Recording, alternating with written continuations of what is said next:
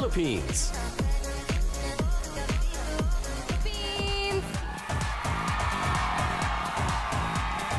Rabiya is currently an ambassador for her country's Department of Education.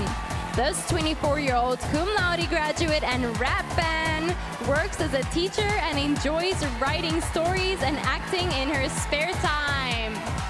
Philippines!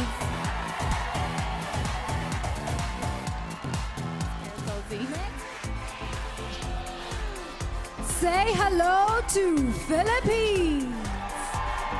Rabiya has a degree in physical therapy but plans to eventually go back to school and become a pediatrician. At the height of the pandemic, this 24-year-old volunteered to make PPE and cooked for frontline workers. Thank you, Philippines!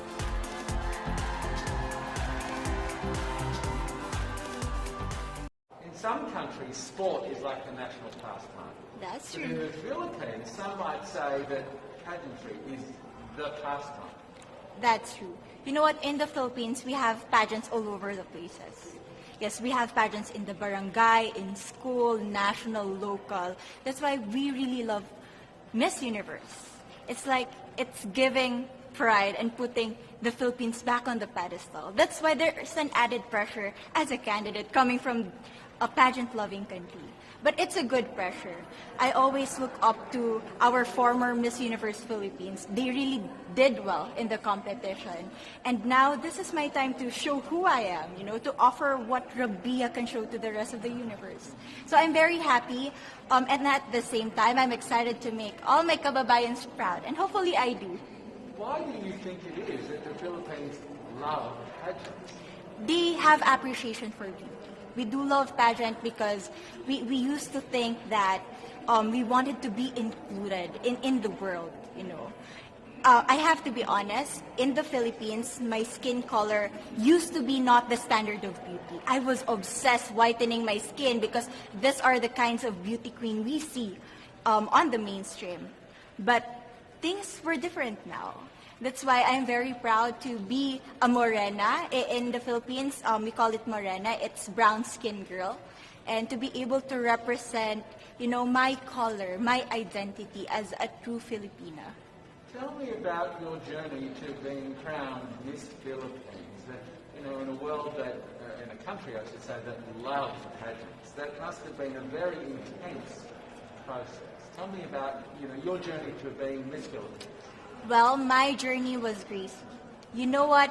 I started to be a dark horse. Nobody noticed me. Nobody knows I was in the competition up until the preliminary and the coronation night. And when I won, I received different comments. Of course, there were people who didn't expect me to do well, who think that I cheated.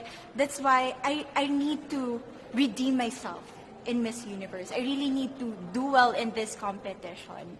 And the thing is, I love pressure. I love criticism. I get better every day with that. You tell me I cannot do that, I turn to you and I'm going to say that, no, I can do it for myself. Good for you.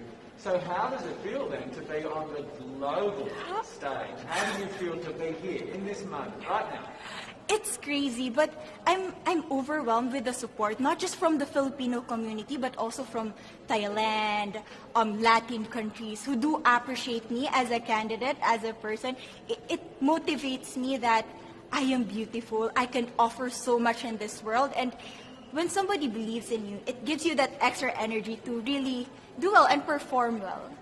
Do you have a sense with the girls, all of the girls competing, you're competing, but is there a sense of camaraderie with all of the girls? Is there like a real spirit to, sort of motivate each other to do better?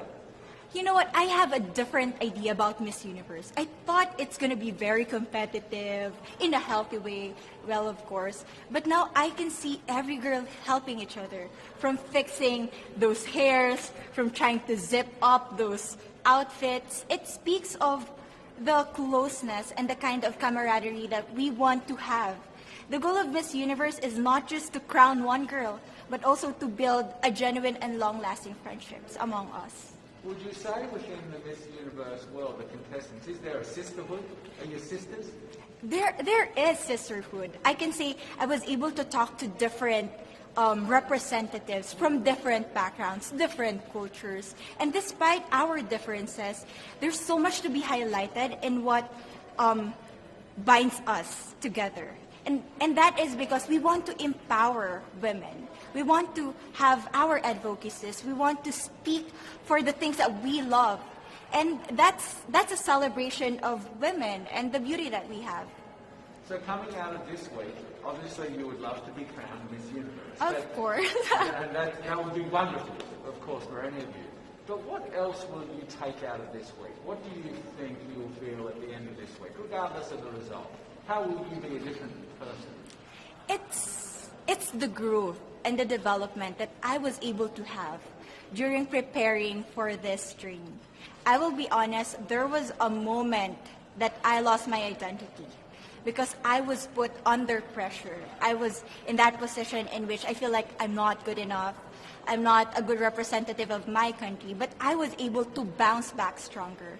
And if I was able to do that for Miss Universe, I will be able to do that in life. That is my greatest takeaway from Miss Universe. Okay, so the Philippines have a huge amount of fans. Yes. I want you to give us a little bit of a message to the fans here and at home. But send a message. What would you say to all the fans in the Philippines? To all my fans from the Philippines and from all over the world, maraming salamat po. Thank you so much for loving me and for believing in me. It means a lot to somebody who is so naive in this industry, who has no idea how to become a beauty queen on the first day of my journey. But because of your love and support, I was able to be the woman that I am today. And regardless of the result, I may or I may not win the crown, but one thing is for sure, I'm gonna make you all proud.